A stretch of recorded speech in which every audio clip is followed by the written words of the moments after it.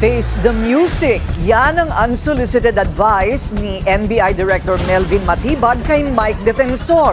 Giit ni Matibag, walang pamumulitika sa kasong kanyang kinakaharap ngayon at ng kanyang asawa at anak ng dating kongresista.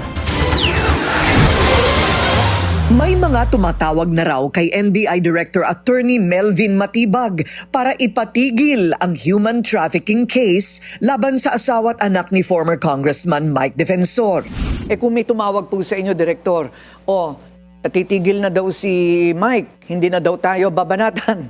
So, baka kailangang mawala yung kaso. Katunayan po, may mga tumatawag na, Ma'am Gurina. Meron na po. Pero sabi ko, he has to face the music. Sa On Point ng Bilyonaryo News Channel, umalma rin si Matibag sa depensa ni Defensor na 2019 pa lang ay binitiwan na ng pamilya nito ang sinalakay na hotel sa Pasig City. Because yung pong nakuha nating dokumento sa Security Exchange Commission, lumalabas 2025 updated, same sets of officers at nagpa-function pa rin po.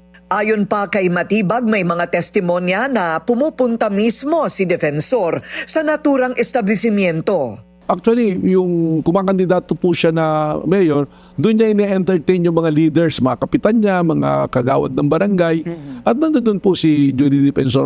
Posible rin anya na itaas sa qualified human trafficking ang kaso.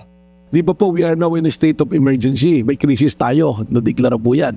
Nakalagay po sa batas, during crisis, pandemic, anything, the crime will be qualified. Muli ring pumalag si Matibag sa alegasyong pamumulitika lang ang nangyaring raid. It's send a wrong signal to those criminals who wants to do criminal acts. Kasi kung ikaw pala gusto mong gumawa ng criminality, ang gagawin mo na rin lang, kakalabanin mo yung gobyerno openly. Tapos sabihin mo, pinupolitika ako kaya ako inuhuli.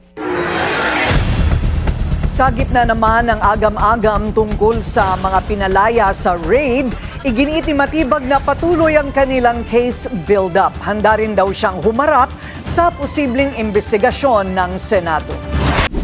Manatiling nakatutok sa Bilyonaryo News Channel. Sumubaybay sa aming social media accounts at mag-subscribe sa aming YouTube channel para sa mga bago at eksklusibong balita.